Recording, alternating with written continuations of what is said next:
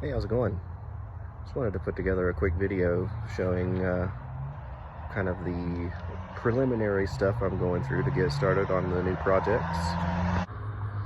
Got some of the totes and baskets and whatnot cleared out in the process of getting everything organized.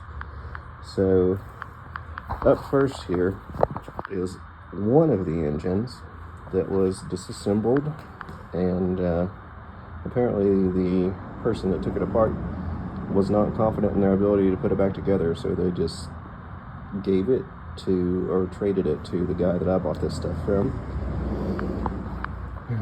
I've got rear brake shoes, hubs ready to go, a lot of turn signals,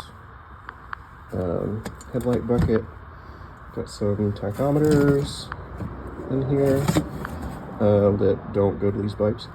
I've got a set of wrapped headers, which are super cool. Up here I've got a underseat tray and what looks like the top to an airbox, maybe, probably for the GL. Here is an airbox for one of the bikes, not sure which one. Here is a bunch of bracketry and assorted parts that I didn't really know how to sort any further. Also got the overflow tanks for the coolant. Here's a fan shroud. Here's engine number 2. I'm pretty sure that this is the one that the guy I bought this stuff from told me had a bent valve in it. It's just hanging out. This is engine number 3. I think it's probably one of the ones that I'm going to end up using, actually, because it has the simplified stator on it that has higher output. I think they call it a TI, maybe? I'm not sure. Here's the front brake calipers and master cylinder and hoses for the CX. And then this is presumably the set that goes to the GL. Fender's just kind of hanging out on there.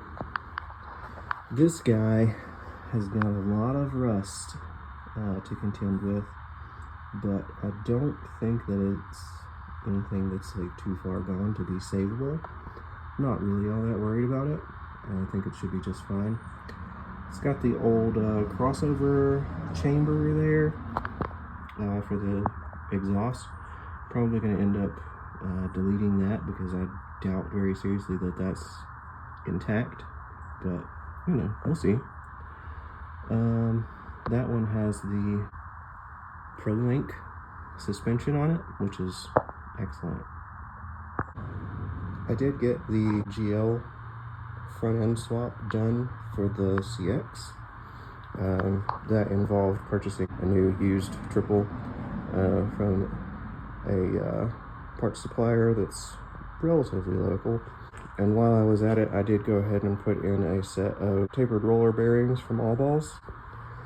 And I've got what will probably be the handlebars that are used on this bike on there already. Should be good. I'm guessing that the person that had this bike intended to make a cafe racer out of it because they chopped the tail section off. And they were probably going to do a monoshock conversion on it because the differential that I got is from a GL, so it doesn't have the little tabs on it to mount you know, shocks for the sides. But you know, the swing arm still has the tabs on it to mount the shocks, so that's good. Moving on to the bench. Underneath I've got all of my various intake and exhaust components that were loose in these two totes right here. The engine number 4 is up here on the counter, so this will probably be the engine that ends up going in the GL. Anyway, got a radiator.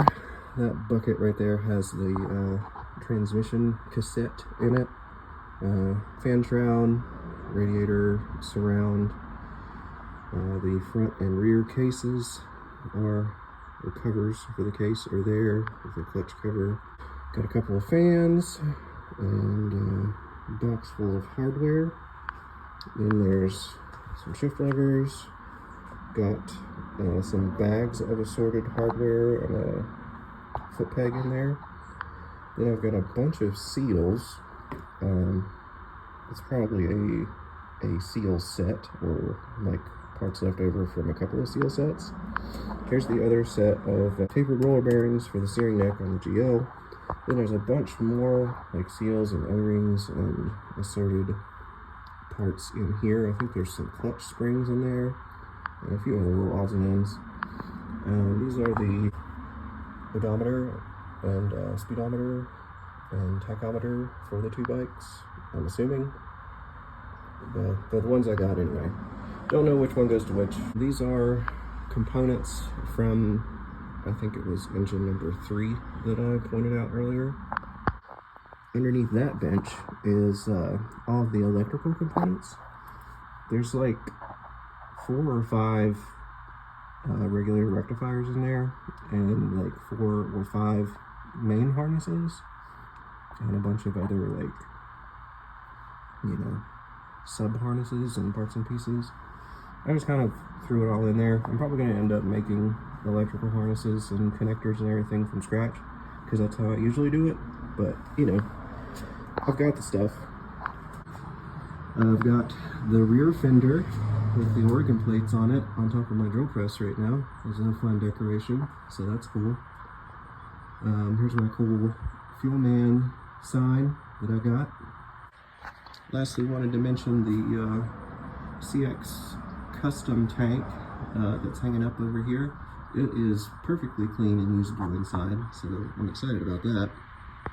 Yeah, that's about it. Just kind of wanted to give an overview of where I stand with everything. It's going to be a long process getting all this stuff sorted through and figuring out exactly what I have and what I need and that sort of thing, but, you know, just wanted to keep everybody in the loop. Thanks, and have a good one.